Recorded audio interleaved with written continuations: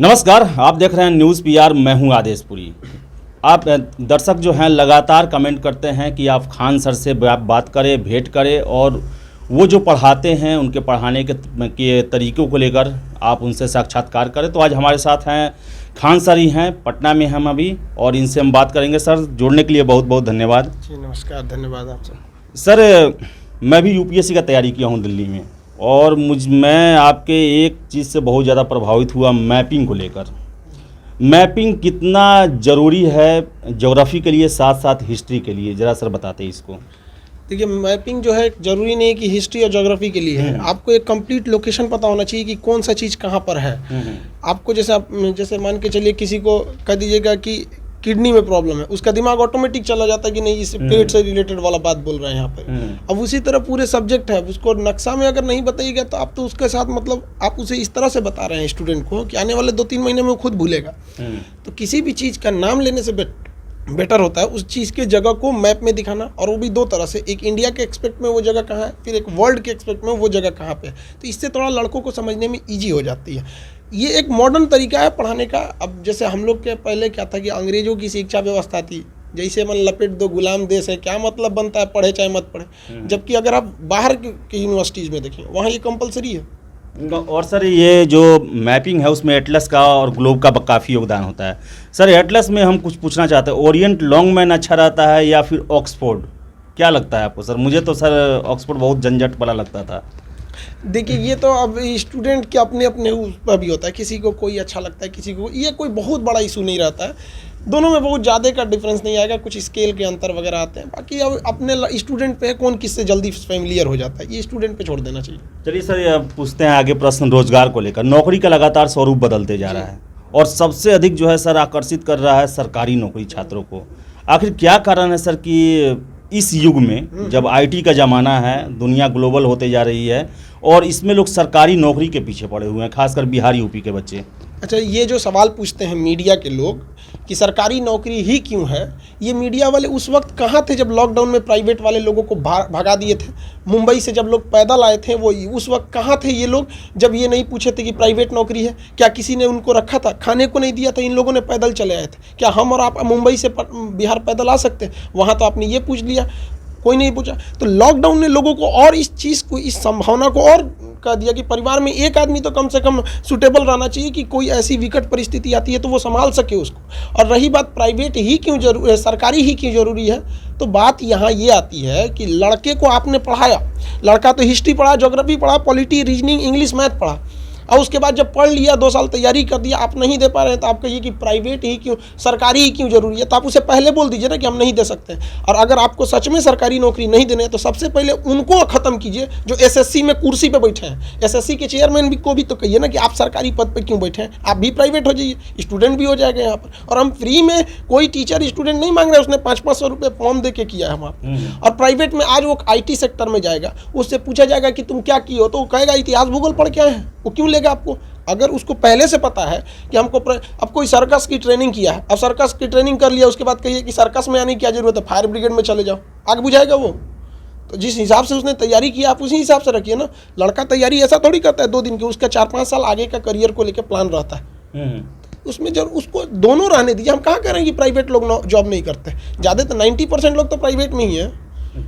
लेकिन आकर्षण ज़्यादा सरकारी नौकरी, नए छात्रों को देखा जा रहा है इंजीनियरिंग करके वो बैंकिंग का तैयारी कर रहे हैं या फिर एसएससी का तैयारी कर रहे हैं। आखिर सर इसको किसका वजह आप क्या देख रहे हैं? लॉकडाउन से पहले भी ये स्थितियां बनी हुई थी। देखिए, सरकारी प्राइवेट में ये हो जाता है ना कि मनमानी कहीं ना कहीं देखने को मिल जाती है। मोनोपोली, आप जाएंगे कब किसको फायर कर दिया जाएगा, मतलब कब जॉब से हटा दिया जाएगा, कब नहीं, बॉस के हिसाब से, मतलब एक बहुत रेगुलरिटी नहीं है। और रही बात, एक अच्छी रेगुलरिटीज हो जाए तो लोग प्राइवेट में भी जाएंगे और जाते भी हैं। हम ऐसा थोड़ी कर रहे हैं, ये तो एक बहाना है। आप एसएससी, भाई कोई ज़्यादा जॉब नहीं मांग रहा है, जो एसएससी, रेलवे, बैंकिंग, इन सब की वैकेंसी है, इसको आप टाइमली कीजिए ना। हम ये थोड़ी करें कि आप इसको 1 लाख वैकेंसी के दीजिए। कभी मांगा किसी टीचर ने कि हमें 1 लाख वैकेंसी दी? हम तो यही करें कि जिसका फॉर्म निकाले हैं, जिनका करोड़ों रुपया आप लेकर बैठे हैं स्टूडेंट का, आप इनका एग्ज़ाम दिला दीजिए। और अगर एसएससी है या रेलवे है, ये लड़कों को अगर बहुत बड़ा समझाती है कि सरकारी ही क्यों जरूरी है, तो लौटा दो पैसा, फिर ये लड़के भी नहीं मांगेंगे। सर ये प्राइवेटाइजेशन लगातार सरकार बढ़ाते जा रही है। आपने पढ़ा होगा कुछ दिन पहले 4 बैंक को भी प्राइवेट किया जा रहा है, रेलवे में भी कुछ स्तर पे सर किया जा रहा है, बाद में हो सके तो पूरा कर दिया जाएगा। छात्र प्राइवेटाइजेशन से बड़ी डरते हैं सर। और सर ये जब नया परिवर्तन हो रहा है, नया प्रयोग हो रहा है, तो सर डरना क्या, इसे स्वीकार भी करना चाहिए, हो सकता है कि आगे अच्छा हो। क्या कहना है सर आपका? देखिए, ऐसा नहीं है कि स्टूडेंट डर रहा है, वो अपनी बातों को रख रहा है कि नहीं प्राइवेटाइजेशन, हर 100% प्राइवेटाइजेशन कर देंगे। तो प्राइवेटाइजेशन का मेन गोल क्या होता है? Profit, not social work. Railway चलती है तो बहुत से घाटे के बावजूद रेलवे चल रही है। अगर ये प्राइवेट रहती तो रेलवे बंद हो गई रहती, या फिर जिस रूट में अगर आप प्राइवेट कर देंगे, जिस रूट में पैसे नहीं आएंगे, प्राइवेट वाले उस जगह पे नहीं चलाएंगे। लेकिन गवर्नमेंट का कुछ सामाजिक कर्तव्य भी बनता है ना, तो सामाजिक कर्तव्य को भी ध्यान में रखना है। हम पूंजीवादी 100% तो है नहीं, हम लोग समाजवादी भी नहीं 100, हम लोग मिश्रित हैं, तो मिश्रित को रहने दीजिए। 100% प्राइवेटाइजेशन गवर्नमेंट भी नहीं करेगी। ऐसा नहीं है कि गवर्नमेंट भी 100% कर देगी, वो भी नहीं करेगी 100%। उनको भी पता है कि हमारा कुछ सामाजिक दायित्व है जिसे सरकारी कभी नहीं मतलब पूरा किया जा सकता है। तो कुछ ऐसे सेक्टर है जिसमें अगर आप प्राइवेटाइजेशन करेंगे तो अच्छा होता है। जैसे मैन्युफैक्चरिंग सेक्टर में आप देखेंगे रेलवे के जितने कारखाने हैं वो अपने क्षमता से कम काम कर रहे होते हैं। अफ्रीका के देशों को ट्रेन की बॉगी चाहिए होता है, इंडियन रेलवे से कहती है कि आपकी बॉगी अच्छी है, उस पर आप लिखते हैं 80 की सीट है, घुसे रहते हैं 400, हमको ऐसा ही मजबूत बॉगी चाहिए। तो इंडिया के कारखाने के पास फैसिलिटीज़ नहीं है, उनका अपना ही डिमांड इतना ज़्यादा है कि इंडियन रेलवे की खपत नहीं पूरी कर पा रहे, तो उसको प्राइवेटाइजेशन कर दीजिए ना, 20 कारखाना खोल दीजिए, पूरी दुनिया में मेड इन भारत इंडिया की बॉगी बिकेंगी। बट जो सर्विस क्लास है उसको प्राइवेटाइजेशन करने का लड़के विरोध कर रहे हैं कि 100% प्राइवेटाइजेशन हो जाएगा तो दिक्कत होगा। सर एक व्यू मैं आपसे जानना चाहता हूँ, अगर प्राइवेटाइजेशन को ज़्यादा बढ़ाया जाएगा तो आरक्षण एक देश में बड़ा ही ज्वलंत मुद्दा है। क्या प्राइवेट कंपनियां जो हैं वो आरक्षण के नियम को फॉलो करेंगी? क्योंकि वहां पर कार्य क्षमता को ज़्यादा वैल्यू दिया जाता है, तो जो सरकारी क्षेत्रों में जो संरक्षण प्राप्त है आरक्षण को, क्या वो वहाँ पर स्थापित हो सकेगा या फिर वहाँ भी एक द्वंद्व की स्थिति पैदा हो जाएगी? प्राइवेट सेक्टर में ये आरक्षण बहुत बड़ा इशू नहीं रह जाता है, कहीं ना कहीं वो उनके ऊपर रहता है, वो अपने हिसाब से सेटल करते हैं। मतलब हरियाणा में आज 75% लोकल के लिए कर दिया गया है वहाँ पर रिजर्वेशन प्राइवेट सेक्टर में। हाँ, देखिए ये तो आप जो आरक्षण की कह रहे हैं, ये अलग अलग स्टेट के, हर स्टेट अपने वहाँ के लोगों को कुछ ना कुछ तो प्रेफरेंस देगा। लेकिन हाँ, प्राइवेट सेक्टर में गवर्नमेंट का जिस तरह से गवर्नमेंट सेक्टर में रहता है कि रूल रेगुलेशन आपको ये फॉलो करना है, उतना प्राइवेट में नहीं हो पाता है। अच्छा, तो सर आखिर अभी कुछ दिन पहले चल रहा था एक ट्विटर पे मोदी रोजगार दो, आप भी सर उसमें शामिल थे। सर क्या कारण है कि मोदी रोजगार के फ्रंट पे इतना कमज़ोर क्यों है? क्यों आखिर नौकरी नहीं दे पा रही है? जबकि इससे पहले भी यूपीए गवर्नमेंट थी, नौकरियाँ उस समय आती थी। मोदी जी क्यों नहीं दे पा रहे हैं, जबकि उन्होंने वादा किया था 2 करोड़ 1 साल में रोजगार देने का? देखिए, आप बिहार की मगध की धरती पर हैं, यहाँ चाणक्य जैसे विद्वान थे, उन्होंने राजा के सप्तांग सिद्धांत को दिया था। सप्तांग सिद्धांत में हम सातों बात नहीं बताएंगे, लेकिन सबसे पहला सिद्धांत होता है राजा, आपका देश का राजा श्रेष्ठ होना चाहिए। तो नरेंद्र मोदी के क्षमता पे कोई सवाल नहीं उठाता है। दूसरा आता अमात्य, आपके लोग जो हैं, आपके मंत्री, आपके अधिकारी, वो श्रेष्ठ होना चाहिए, वरना बिक जाएगा आपका, ये लोग दिक्कत आएगा वहाँ। अब बस बात यहीं आती है, किसी को शिकायत हमारे राजा से नहीं है, दिक्कत अमात्य यानी उनके कर्मचारी और मंत्रियों से है। आप एग्जाम लेते हैं 2000, आप बिहार की बात कीजिए ना, 2014 में वैकेंसी आई थी बिहार एसएससी, 2021 चल रहा है, ये कौन सा नौटंकी हो रहा है यहाँ पे? और आप कहेंगे कि हम लोग सवाल ना पूछे। हम तो मोदी जी को कह रहे हैं कि आप देखिए जैसे बिहार में क्या हो रहा है यहाँ पर। और अगर हम आपको बताते हैं, बिहार में अगर कोई चुनाव 2014 में है, अगर उसका इलेक्शन नहीं आया, रिजल्ट नहीं आया और 2021 होगा, तो इस बीच इमरजेंसी लगा दिया जाएगा। और लड़कों के लिए कोई इमरजेंसी नहीं, जबकि पैसा ले लेके बैठे हैं। बहुत से लड़के ऐसे हैं जो 600 रुपये 700 रुपये उनके पास नहीं होता है, वो फॉर्म नहीं भर पाते हैं। उनसे अहमियत समझिए पैसे क्या होते हैं। सर आपने बात किया बिहार का, तो बिहार में भी शिक्षा व्यवस्था जो है हर एक बार प्रश्न उठते रहता है। खासकर अगर हम रोज नौकरियों की बात करें तो यहाँ के हर एक आयोग पर प्रश्न चिन्ह उठता है। कमी कहाँ देखते हैं सर आखिर छात्रों को सड़कों पर क्यों आना पड़ता है? परसों ही लाठी डंडे सब चले गांधी मैदान के पास। सर इसका कारण आपको क्या लगता है? देखिए, सबसे बड़ा कारण यहाँ पे ये है ना कि गवर्नमेंट जो कहती है ना प्राइवेटाइजेशन कर देंगे, हम तो कहते हैं कि सबसे पहले एसएससी का जो कर्मचारी बैठा है ना, या जो रिक्रूट करता है, उनको देखिए, वो उनमें ब्यूरोक्रेसी इतनी ज़्यादा है कि उनकी कोई अकाउंटेबिलिटी नहीं है। एग्ज़ाम आएगा, कब वैकेंसी ले जाएगा, कोई मतलब नहीं है। आप बताइए, आप रिजल्ट देते हैं, बिहार में देखते हैं रिजल्ट लिस्ट जारी कर दिया गया, इनका रिजल्ट हुआ, इनका नहीं हुआ। भाई मेरा क्यों नहीं हुआ, उसका क्यों हुआ, उसको जानने का अधिकार नहीं है। तो वैसे उसको देना चाहिए, कार्बन कॉपी लड़के को मिलना चाहिए ना। उसने एक कसी मारा है, पता चला कि आपको गलत कर देंगे उसको, तो कैसे जवाब देगा आपको? क्वेश्चन पेपर नहीं ले आने दिया जाता है। देखिए ऑनलाइन में क्वेश्चन पेपर नहीं मिल पाता है, ये एक समझते हैं वो ऑनलाइन की बात। ऑफलाइन में आपको पेपर क्या करेंगे? ठंडी में आप आग ताप जाएंगे या उसका कोई यूज करेंगे? आप में कहीं ना कहीं डर है, कोई ना कोई चीज़ छुपा रहे हैं। यूपीएससी जैसा एग्जाम आपको क्वेश्चन दे देती है और बिहार एसएससी अपना नियम बनाती है, क्वेश्चन नहीं देंगे। ये सब तो बातें गलत है ना यहाँ पे। तो हम ऐसा नहीं करेंगे सारे एग्जाम में क्वेश्चन नहीं दिए जाते, लेकिन कुछ कुछ में नहीं दिए जाते हैं क्वेश्चन। तो टाइमली निकालिए, एक पारदर्शिता होनी चाहिए। तो क्या जरूरत है हमको? कौन सा टीचर ट्रेंड नहीं करा रहा था यूट्यूब? हाँ सर, कौन सा स्टूडेंट? क्या हमारे बस का है 8 मिलियन ट्रेंड करा था एक व्यक्ति के अंदर में? नहीं, ये कहीं ना कहीं पूरे देश का मुद्दा है। हम 8 मिलियन करा सकते हैं, आप खुद सोचिए, खुद कोई भी देख के मजबूर हो जाना पड़ रहा है लड़कों को। अब बताइए ट्रेंड कराएगा लड़का, मेरा एग्जाम दो, मेरा रिजल्ट दो, ये गलत बात है। ये तो समझना चाहिए ब्यूरोक्रेसी को भी। सर आपका जो इंटरनेशनल रिलेशन का जो क्लास होता है, मैं भी उसे देखा हूँ, काफ़ी अच्छा होता है। तो सर मैं इसके बारे में थोड़ी चर्चा करना चाहता हूँ। सबसे पहले इंडिया के नेबरिंग कंट्री से बात करेंगे। सबसे ज़्यादा परेशान करता है पाकिस्तान। सर क्या लगता है आपको, जो मोदी अभी जो पॉलिसी अपनाए हुए हैं पाकिस्तान को लेकर, और ख़ासकर पीओके और जो अभी इमरान खान से बात नहीं करना, एक तरह से संबंध जो है वो नहीं खोला जा रहा है, क्या लगता है कि ये सही है और इसी के बदौलत पाकिस्तान को कंट्रोल में रखा जा सकता है? देखिए पाकिस्तान की बात करेंगे ना तो वो एक देश ही नहीं है। मतलब वो क्या बोले हम उसको, वहाँ आप किससे बात कीजिएगा? वहाँ पॉलिटिशियन जो लीडर होते हैं, राष्ट्रपति प्राइम मिनिस्टर से अगर आप बात करके आते हैं तो उनका डिसीजन कुछ और होता है, सेना का कुछ और होता है। आप अटल बिहारी वाजपेयी को देखिए, वो लाहौर समझौते पे गए थे, कितनी इज्जत से वापस आए, सुकून से रहे। उधर परवेज मुशर्रफ सेनापति था, करगिल में हमला कर दिया। तो वहाँ 2 लोगों से बात करना, पहले हमें भी लगता था कि 2 लोग हैं वहाँ, आर्मी अलग हिसाब से चलती है, पॉलिटिशियन अलग चलते हैं। अब उसमें एक तीसरा फ्रंट है आतंकवादियों का। उनको गजवाए हिंद चाहिए, मतलब वो हिंदुस्तान पे आएंगे और हिंदुस्तान को ख़त्म करके चले जाएंगे। भाई उनको हम ये कहते हैं कि तुम गजवाए हिंद का सपना छोड़ दो, वरना भारत वाले किसी दिन तुम्हें भगवाए पाकिस्तान मत कर दे, खत्म हो जाएगा वहाँ पे। तो 3-3 लोग से किससे बात कीजिएगा? तो मोदी जी ने सही किया कि बात कैसे करें, 3-3 आदमी है वहाँ पे। आतंकवादी से तो बात करेंगे नहीं, मिलिट्री वालों से बात करेंगे नहीं। मोदी जी पॉलिटिशियन है, पॉलिटिशियन लेवल पे बात करें। उनकी खुद की आर्मी उनका नहीं सुनती है। सर जैसे कि मोदी का जो कश्मीर नीति है 370 ख़त्म किया गया, और सर आपको क्या लगता है कि जो पाक ऑक्युपाइड कश्मीर है उसके लिए भी कोई प्लानिंग सरकार कर सकती है या प्लानिंग चल रही है? कब तक होगा आपको क्या लगता है? सर आप देखते हैं इंटरनेशनल मुद्दों को, सरकार की पॉलिसी आपको क्या दिखती है आगे के लिए? देखिए जो कश्मीर इशू की बात बोले, वो मोदी जी ने, वो देश की ज़रूरत थी। हाँ, और उन्होंने समझा और उन्होंने 370 हटाया और बहुत सारी चीज़ें चेंजिंग देखने को मिली है। लेकिन कोई चीज़ अगर इतने सालों से थी 370, उसको अचानक हटाएंगे तो तुरंत आपको बदलाव देखने को नहीं मिलेगा, लेकिन फिर भी मिल रहा है। आने वाले 10-15 साल में कश्मीर भारत का एक सामान्य राज्य की तरह हो जाएगा।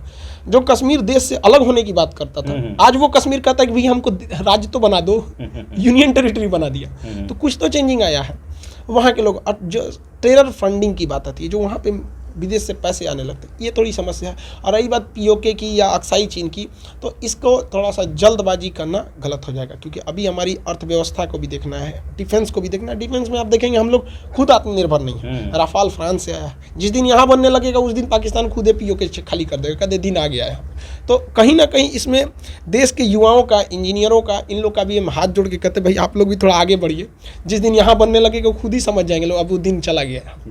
सर ये गलवान का मामला जो हुआ चाइना का, चाइनीज सेना पीछे हटी, क्या सर लगता है आपको साइकोलॉजिकल वारफेयर का जो पॉलिसी है वो चाइना अपना रही है, और लेनिन के उस सिद्धांत कि जब 2 कदम आगे बढ़ना हो तो 1 कदम पीछे हटा जाता है, क्या वो रणनीति तो नहीं है? क्या लगता है कि अब चाइना डर गया है भारत से, या फिर कोई रणनीति पे काम कर रहा है वो? ये सबसे पहले चाइना कहते हैं अपने ऑफिस से कैलेंडर चेंज कर, ये 1962 नहीं है यहाँ पर।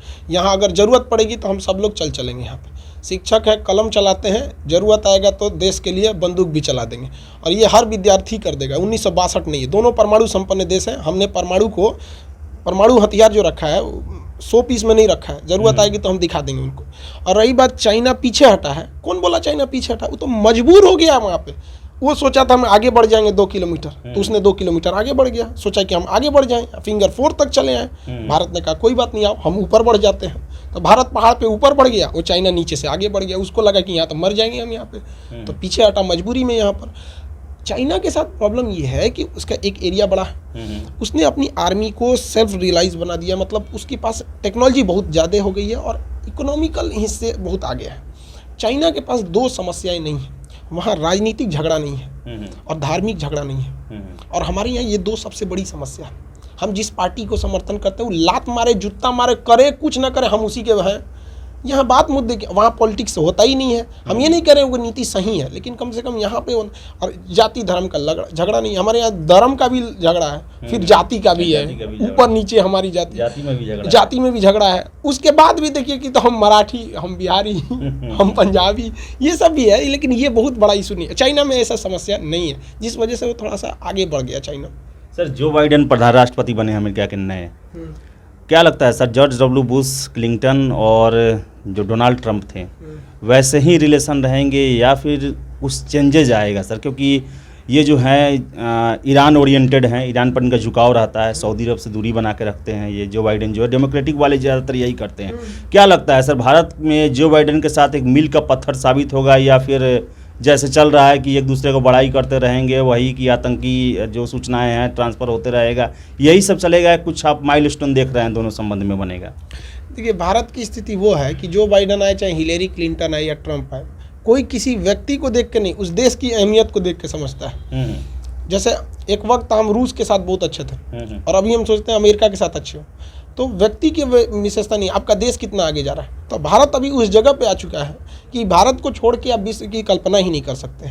रही बात जो बाइडेन की, तो इतना जो बाइडेन के आने से एक फ़ायदा ये होगा कि जो बाइडेन के आने से मिडिल ईस्ट का एरिया वो थोड़ा सा शांत रहेगा, क्योंकि वो अरब वाले देशों को मतलब चक्कर पकड़ नहीं करने देते हैं। तो हमारे लिए तो अच्छा है ना, अरब से भी हमको ज़रूरत है, ईरान से तेल भी चाहिए, अभी तेल अपने महंगा हो रहा है, डोनाल्ड ट्रंप रहता है तो ईरान पर हमला कर देता है और पेट्रोलियम महंगा हो जाता है। तो हमारे लिए ये सही है। हमारी नीति शुरू से यही रही है कि हमको दूसरे के लड़ाई में नहीं पड़ना है। जो बाइडेन है या कुछ भी है, हमारी स्वतंत्र विदेश नीति है। ऐसा नहीं है कि किसी के दबाव में हम आ जाएंगे। हाँ, ये जरूर कह सकते हैं कि जो बाइडेन के आने से चीन को प्रॉफिट हो जाएगा, क्योंकि वो चीन के ज़्यादा मुखर खिलाफ नहीं है, और यही हम लोग को एक थोड़ा सा ट्रेड वार खत्म होने की संभावना लगती है। हाँ, ट्रेड वार लगभग खत्म हो गया, ट्रेड वार आप समझिए चाइना से लेकर। तो लेकिन हाँ, ऐसा नहीं है कि जो बाइडेन अपने देश के प्रति अकाउंटेबल नहीं है, उनको भी अपने देशवासियों को जवाब देना है, क्योंकि 4 साल बाद उनको भी चाइना में आके वोट मांगना है। तो वो लोग भी पूछेंगे कि चाइना हमसे इतना विरोध कर। अब देखिए, कोरोना से सबसे ज़्यादा तबाह हुआ था अमेरिका। तो ऐसा नहीं सर, एक चीज़ मैं पूछना चाहता हूँ सर, मोदी का जो फॉरेन पॉलिसी है वो उसे और उससे पहले के फॉरेन पॉलिसी जो कहा जाता था कि नेहरू जी का ही एक प्रतिरूप है जो कि चलता आ रहा है, सर कोई डिफरेंसेस देखते हैं, और देखते हैं तो कहाँ पे देखते हैं सर? देखिए, मोदी जी के इंटरनेशनल पॉलिसी में अगर देखेंगे तो थोड़ा सा एक एग्रेसिव रहते हैं। मतलब ऐसा फील होगा ना आपको कि मतलब कहीं ना कहीं ये विदेश मंत्रालय खुद देख रहा है। अच्छा भी है कि विदेश मंत्रालय मतलब उन काफ़ी एग्रेसिव रहते हैं, और इनका ध्यान रहता है ना टेक्नोलॉजी और पड़ोसियों पर। आप देखेंगे कि इतना के बावजूद लगभग अधिकांश देशों में मोदी जी ने कोरोना की वैक्सीन पहुंचा। हमारे पास उतनी टेक्नोलॉजी नहीं जो हर देश को टेक्नोलॉजी दे सके, लेकिन कम से कम वैक्सीन दे दिया। तो एक इमोशनल जुड़ाव है। अगल बगल पड़ोस वाले देशों को समझाना, चाइना जैसे मालदीव, श्रीलंका, ये लोगों की, ये चाइना के जो कर्ज की जाल में फंस रहे थे उनको हटाना, इस सब में थोड़ी उनकी नीति एग्रेसिव है, अच्छी बात है। लेकिन मेन वही समस्या आ जाती है कि अंतर्राष्ट्रीय नीति में सबसे बड़ा चीज़ होता है कि हमको प्रॉफिट कौन दे रहा है। तो यहाँ चाइना थोड़ा बाजी मार ले जाता है, उसके पास पैसे की कोई कमी नहीं है, इतना पैसा ही रख देता है कि लोगों को लगता है कि भारत क्या कर पाएगा। दूसरी समस्या ये होती है, हमारे पास वीटो पावर नहीं है। हर देश को चाइना से संबंध अच्छा बना के रखना है, वरना अमेरिका खुले सांड की तरह घूम रहा है दुनिया में, किसी पे सैंक्शन लगाएगा तो रोकेगा कौन? हमारे पास तो वीटो है नहीं, और ये नेहरू के वक्त में सबसे बड़ी गलती थी। और गलती एक तरह से कहेंगे तो हमारी अर्थव्यवस्था नहीं थी, वरना मिल तो रहा था हमारा ही वीटो, बट हमें यूएन का बजट बढ़ाना पड़ता। उस समय हमारी पैसा ही नहीं था जो बजट बढ़ा सके। तो जो भी हो, उनके समय थी, उनको भी सोचना चाहिए कि बजट थोड़ा कम ही खाएंगे, शक्तिशाली रहेंगे। सर, तो क्या लगता है आपको सर कि नेहरू जी जो गलती की है 370 मोदी जी हटाएं, यूएनओ का सदस्य नहीं बने, अस्थायी सदस्य नहीं बने, क्या लगता है भारत मोदी जी के रहते बन सकता है? चांस है क्या? देखिए, चांसेस तो अच्छे खासे हैं, बट दिक्कत यही हो जाता है कि उसमें वीटो चाइना ना करे। चाइना घुमा के रख रहा है थोड़ा बहुत। हाँ, एक चांसेज है कि MTCR के थ्रू, क्योंकि चाइना की दिली इच्छा है कि वो MTCR का सदस्य बन सके, जिससे कि वो मिसाइलें बेच सके, और भारत की इच्छा है कि हम यूएनओ में अस्थायी सदस्य यानी वीटो ले सकें। अब यूएनओ में चाइना के पास वीटो है, बिना चाइना के परमिशन को यूएनओ में परमानेंट नहीं आ सकता है। और MTCR में भारत के वीटो है, बिना भारत के परमिशन कोई एंट्री नहीं कर सकता। तो ये एक अच्छा मोदी जी के सामने एक अपॉर्चुनिटी है कि भाई तुम हमको इधर एंट्री करो, हम तुमको उधर कराते हैं। सर अंतिम प्रश्न मेरा है आपसे, 6 साल मोदी जी के रहते हो गए, सबसे अच्छा उनका उठाया हुआ कदम और वैसा कदम जिससे लगता है कि देश को हानि हुआ है, कुछ थोड़ा बहुत हानि हुआ सर, उसके बारे में ज़रा बताते हैं। जैसे 370 एक बहुत बड़ा कानून था जी सर, इसको हटाया गया, तो ये तो एक देश के लिए, पूरे देश के लिए अच्छा बात था। बाकी कुछ ऐसे डिसीजंस भी हो सकते हैं जिसका बहुत ज़्यादा इम्पैक्ट देखने को नहीं मिला हो। जैसे GST को बहुत आनन फानन में लाया आज भी मतलब GST बहुत लोग नहीं समझ पा रहे, लेकिन हाँ GST के आउटकम आने लगे। जैसा गवर्नमेंट ने भी बोला था कि 3 साल बाद इसका इफेक्ट देखने को मिलेगा, लेकिन उस समय ये GST उतना सक्सेस नहीं हुआ था। अब जैसे नोटबंदी हुआ तो नोटबंदी का बहुत ज़्यादा बेनिफिट देखने को नहीं मिल गया। इवन सरकार को भी अब रियलाइज़ हो गया कि इतने बड़े नोट यानी 2000 का नोट लाना एक तरह का रिस्क है, क्योंकि अगर गलती से एक भी फर्जी नोट इंडिया में घुसा मतलब 2000 का लॉस हुआ। और पहले मैक्सिमम सीमा थी 1000 की, यानी अगर एक नोट एंट्री मारा तो आपको मैक्सिमम तकलीफ 1000 की होगी, लेकिन अभी एक नोट मारा तो आपको मैक्सिमम तकलीफ 2000 की होने। तो इसलिए देखिएगा 2000 के नोट को भी धीरे धीरे चलन से निकाला ही जाएगा। सर CAA NRC को कैसे देखते हैं आप सर? CAA NRC को देखिए बहुत बड़ा, मतलब ऐसा नहीं है एक कोई सिक्का है ना, सिक्का उसके पास टॉर्च जला देंगे ना तो उसकी परछाई उधर जाके बहुत बड़ी बन जाएगी, बस उसी टाइप का हो रहा है ये। उसमें रिक्वायरमेंट बहुत ज़्यादा नहीं है, लेकिन एक तरह का कहिए कि इसमें पॉलिटिकल भी बहुत अच्छा सा हो जा रहा है। रीज़न क्या है कि जो चीज़ें कोई डॉक्यूमेंट्स की ज़रूरत है, गवर्नमेंट एक बार बोल दे कि भाई तुमको राशन कार्ड भी रहेगा चलेगा, मैट्रिक का सर्टिफिकेट भी चलेगा, ID चलेगा, सब मतलब ऐसा नहीं है कि आपको कुछ भी नहीं, लगभग 24-25 तो डॉक्यूमेंट्स है, उसमें से कोई दे दीजिए आपको चल सकता है। इसके अलावा भी आपको 3 महीने का टाइम दिया जाएगा, कोर्ट में जाके आप अपील कर सकते हैं। और अगर 100% ये कह देना कि नहीं भारत में घुसपैठ ही नहीं हुआ है, ये भी तो गलत है। लेकिन देखिए कोई कानून अच्छा या गलत नहीं होता है कि उसे इम्प्लीमेंट करने वाले लोग कैसे हैं। भारत का कानून इतना अच्छा है, लेकिन फिर भी क्राइम रेशियो देखो कितना बड़ा होते जा रहा है।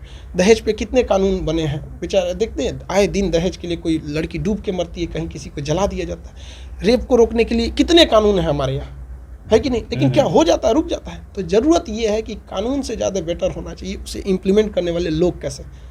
सर एक प्रश्न, अंतिम प्रश्न सर, यह अंतिम रहेगा। राहुल गांधी 46 साल बाद स्वीकारते हैं इमरजेंसी जो था वो गलत था, क्या लगता है आपको सर? इमरजेंसी जो था उसके बारे में ज़रा अपने सर व्यू रखते हैं, क्या सच में राहुल गांधी जी ने है वो आज सच स्वीकार कर लिया? देखिए किसी व्यक्ति के स्वीकार कर लेने से कोई सच या झूठ थोड़ी हो जाता है। इमरजेंसी जो लगाया गया था वो तो कानूनी रूप से गलत तरीके से लगाया गया था। खुद अभी भारत में संशोधन कर दिया गया कि जो आपको 300 आर्टिकल का 352 के तहत जब हम लोग इमरजेंसी लगाते हैं तो आप आंतरिक अशांति का हवाला देके इमरजेंसी लगा ही नहीं सकते। वो तो मोरारजी देसाई आए थे, इंदिरा गांधी ने 42वां संविधान संशोधन किया, उसकी जितनी कमियां थी उसको उन्होंने 44वें संशोधन में दूर कर दिया। और बाकी मामला कोर्ट में भी गया था, बहुत लंबा चला, तो उनको किसी के बताने ना बताने से थोड़ी समझ में आएगा कि भैया वो सही था या गलत था। रीजन क्या है, इंडिया में क्या होता है, देखिए हमारी जो पॉलिटिकल पार्टी है हम हमेशा उसे डिफेंड करेंगे, चाहे वो सही है या चाहे वो गलत है। हम अपोजिशन में बैठेंगे तो विरोध करेंगे, जैसे सरकार में आ जाएंगे तो कोई विरोध नहीं करेंगे। ये एक ट्रेंड है, इसमें आप लगभग एक ही पैटर्न पे सबको देखेंगे। लेकिन सर वोटर भी तो ट्रेंड है कि वो भी उसी तरह से आंख मूंद के सपोर्ट करते हैं, ऐसा क्यों सर? ये तो चेंजिंग लाना पड़ेगा लोगों को शिक्षा देके ना कि भैया आप समझिए कि ये राजनीतिक पार्टी है, कोई भागवत गीता नहीं है जो इनके प्रति सच्ची श्रद्धा रखनी है। काम सही है, जो गलत है गलत है। इमरजेंसी तो सबको लगता है गलत, इमरजेंसी में मेनली टारगेट किया गया अपोजिशन को, ये गलत था। तो ये थे हमारे साथ खान सर, जो कि सभी मुद्दों पर इन्होंने लगभग खुल के अपनी बातें रखी, और इंटरनेशनल रिलेशन जो कि मुझे काफ़ी पसंद आता है, मेरा भी ऑप्शनल का एक पेपर पॉलिटिकल साइंस हुआ करता था, इसलिए जुड़ाव था। और मुझे विश्वास है कि आज खान सर ने उन सभी प्रश्नों को काफ़ी मजबूती से रखा है जो कि आप हमसे पूछते थे कमेंट बॉक्स में। तो कैसा लगा इंटरव्यू ज़रूर कमेंट करें, और हमारे चैनल न्यूज़ PR को सब्सक्राइब जरूर कर लें। बहुत बहुत धन्यवाद।